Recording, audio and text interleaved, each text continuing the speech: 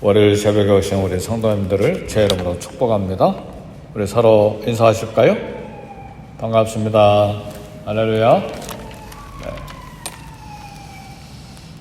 한 나라에 크리스찬 예수님을 믿는 왕이 한 사람이 있었는데 전국의 왕의 명령문을 방을 포고문이라고 그러죠.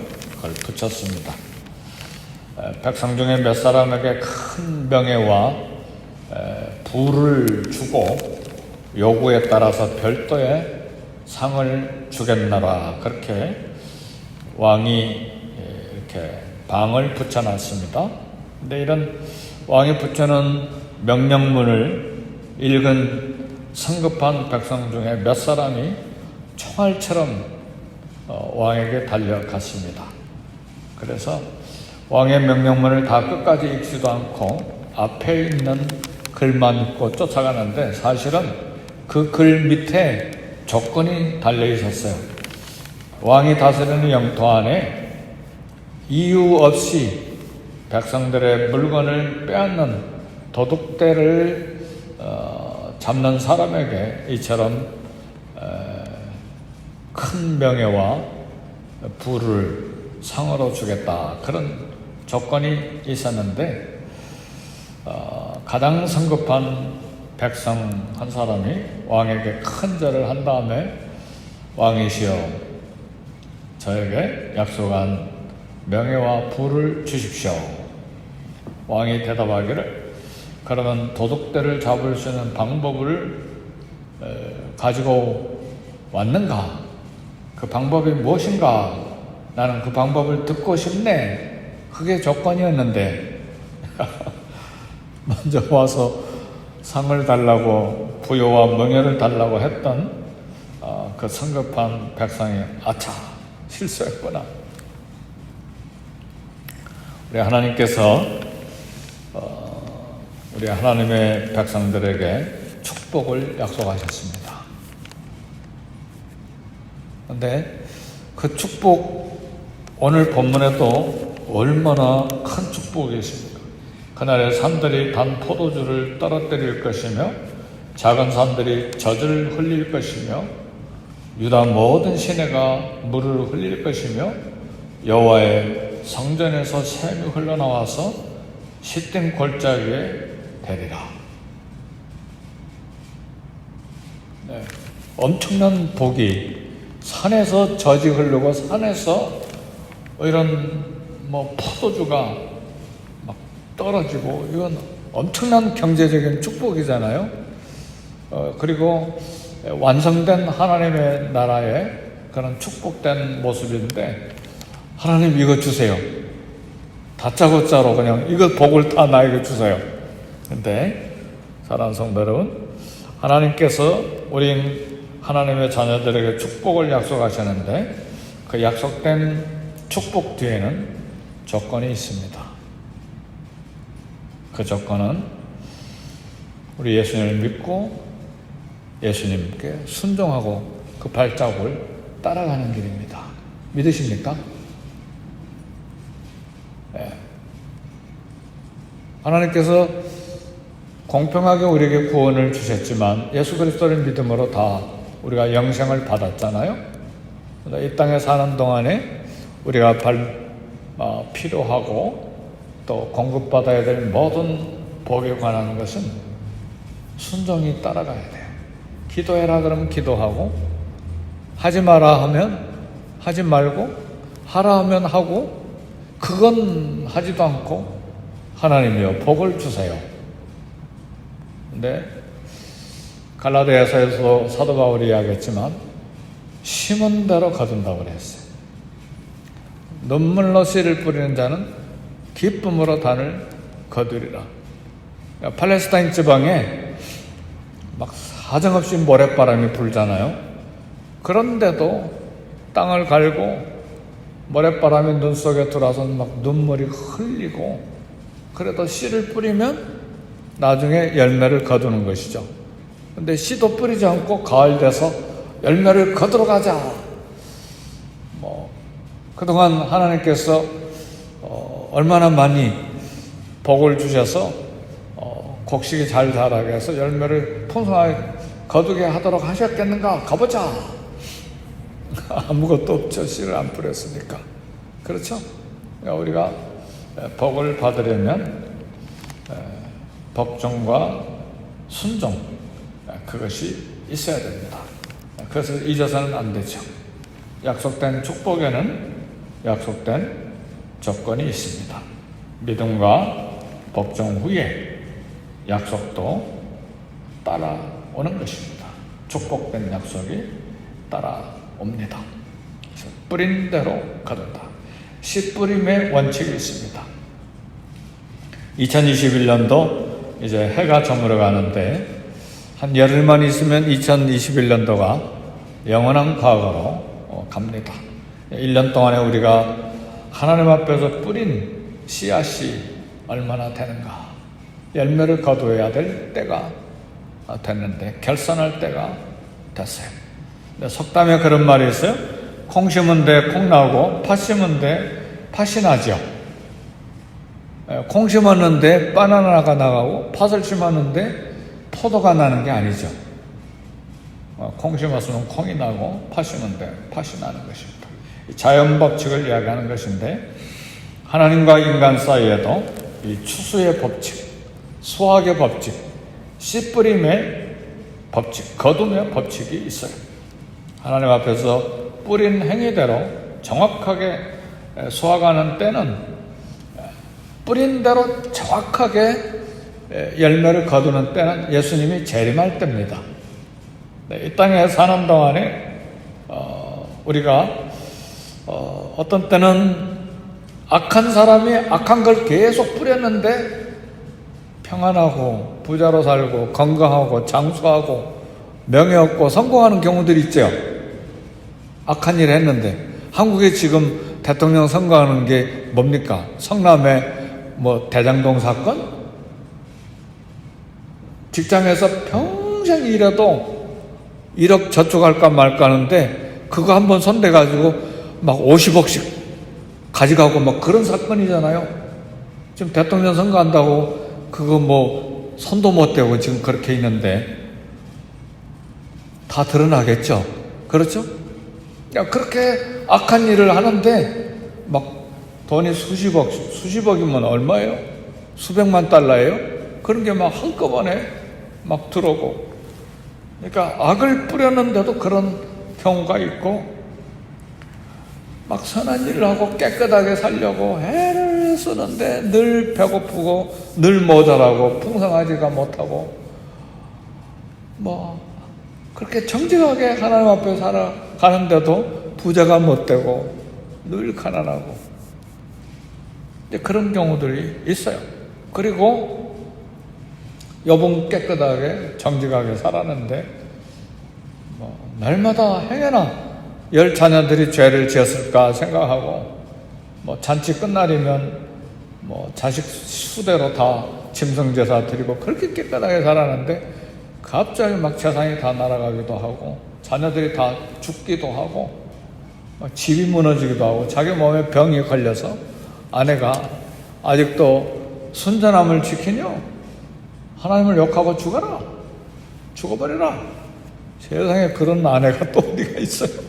소크라테스 아내가 악처라고 하더니 욥의 아내야말로 악처 중에 악처였죠.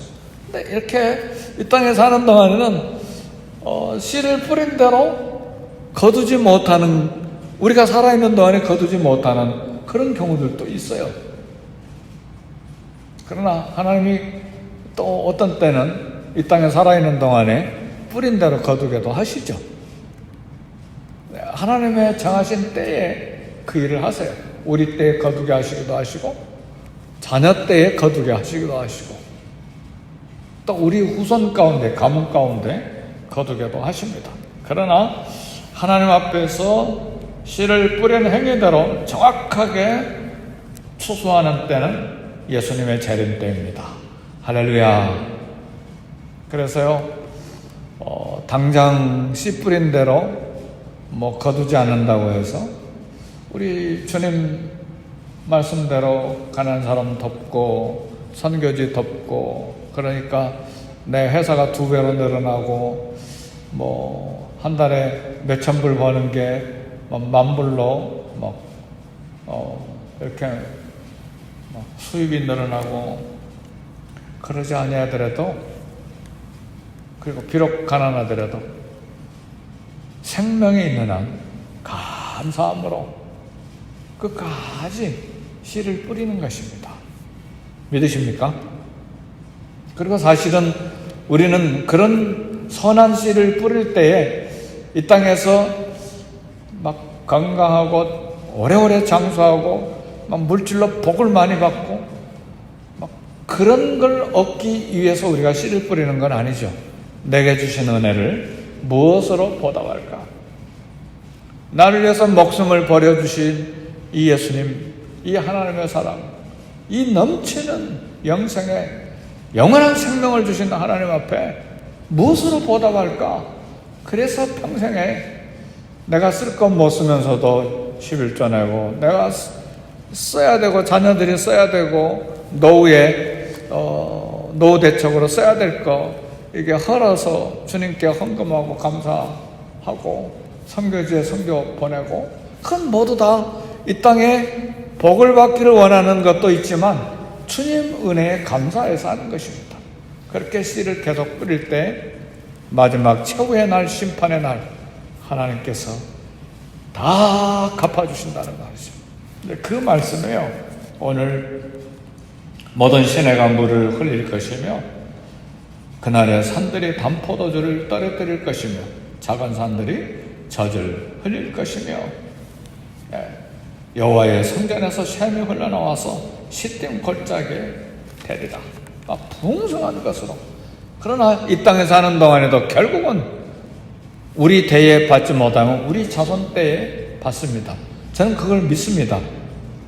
그냥 통계적으로 볼 때 하나님 앞에 충성했던 크리스찬의 가문들이, 미국의 몇 대 가문을 살펴보니까 그래요. 그런 가문들이 복을 받는 것을 볼 수가 있어요. 그러나 우리는 그 때를 알 수는 없죠.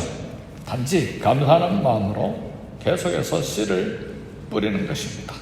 하나님께서 우리 행위대로 즉각 갚아주기를 연기하시는 것은 창세전부터 택하신 자녀들이 모두 다 회개할 충분한 기회를 주시기 위한 것입니다.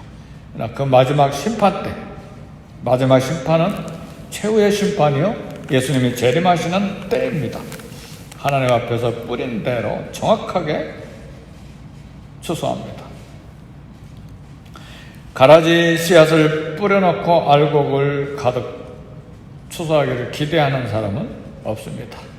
이 땅에 욕심대로, 탐욕대로 씨를 뿌려놓고 하늘나라 상급을 소화할 수는 없습니다. 그래서 이 땅에 사는 동안에 억울한 일들이 있잖아요.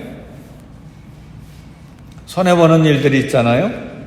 막 물질이든 명예든 인격이든 화는 나죠. 기분도 나쁘고 며칠 동안 마음고생도 하고, 그래도 악을 악으로 갚지 말고 선으로 악을 이길 수 있기를 주의 이름으로 축복합니다.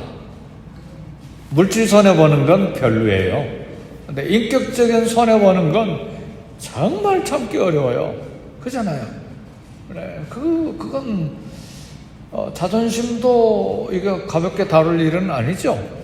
인간이니까 막 그런 자존심 상하는 일이 있어도 믿음으로 이겨내야 돼요. 믿음으로 이기기를 주의 이름으로 축복합니다. 제일 자존심 상한 분이 누군 줄 아세요? 예수님이에요. 죄 하나 없는 깨끗한 예수님이 귀신 들렸다고 그랬잖아요. 미쳤다고 그랬잖아요. 먹기를 탐한다고 그랬잖아요. 누가 우리 성도님 중에 한 분이 저를 보고 먹기를 되게 탐하네, 탐욕이 가득한 사람이야, 저는 한 달, 2달 이상 잠 못 잘 거예요. 저는 그런 사람이 아니니까. 인격적인 살인하는 경우들이 있어요. 근데 믿음이라고 하는 것은요, 예수님을 따라가는 거예요. 나를 부인하는 거예요. 나를 부인하는 게 얼마나 어려우면 십자가를 지고 따라오라고 그랬겠어요, 우리 주님이. 십자가를 지는 건 죽는 겁니다. 십자가에 매달리는 거예요. 그러니까 그걸 따라가기 위해서, 나를 부인하고 십자가를 지고 따라가기 위해서는요, 죽어야 돼요. 내가 죽어야 돼요. 내가 그래도 깨끗하게 살아온 사람인데 그거 주장하면 못 죽어요. 정말 못 죽어. 네, 내가 죄인이다.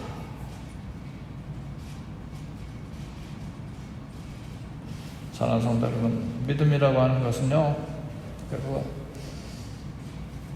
어떤 씨를 뿌리는가?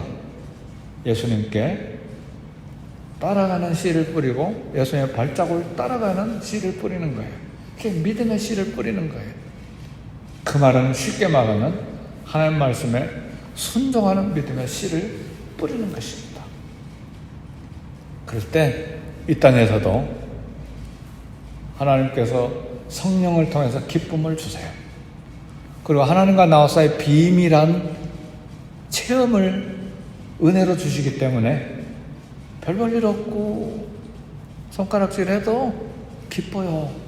즐겁고 뭐 별거 가진 것도 없고 누가 알아주지도 않고 신문에 이름 안 나도 기뻐요. 내적인 즐거움이 있어요. 이게 영적인 즐거움이고 하나님이 이 땅에 사는 동안에 우리에게 주신 축복의 열매들입니다. 사랑하는 성도 여러분, 사람이 죽고 나면 모든 것이 끝이다. 절대로 그런 말 하지 마세요. 사람이 죽고 나면 모든 것이 끝인가? 아니에요. 성경은 말합니다. 히브리서 9장 27절에 보니까 한 번 죽는 것은 사람에게 정한 것이요 그 후에는 심판이 있으리니 그랬어요. 절대 끝 아니에요. 하나님이 생생하게 살아계세요. 그리고 마지막 날 심판이 반드시 있어요. 농부가 밭과 논에서 풍성한 열매를 기대하듯 우리도 그 열매를 기대하고 또 하나님도 우리에게서 선한 열매를 기다리십니다. 그래서요, 오늘 요엘서 3장 17절 말씀 보면 그런즉 너희가 나는 내 성산에서 사는 너희 하나님 여호와인 줄 알 것이라. 여호와인 줄 알 것이라. 너희 하나님 여호와인 줄 알 것이라. 켈빈은 하나님을 안다, 여호와를 안다는 것이 두 가지 뜻이 있다고 그랬어요. 믿음으로 아는 것이 있고 체험으로 아는 것, 이 두 가지가 있다고 그랬어요. 하나님 여호와를 알 것이라. 믿음으로 아는 것이고 또 하나는 체험으로 아는 것인데, 지금 우리가 살고 있는 이 땅에서는 우리가 하나님을 아는 것은 믿음으로 아는 거예요. 하나님을 체험으로 완벽하게 아는 것은 우리 주님을 친히 만나는 마지막 날이에요.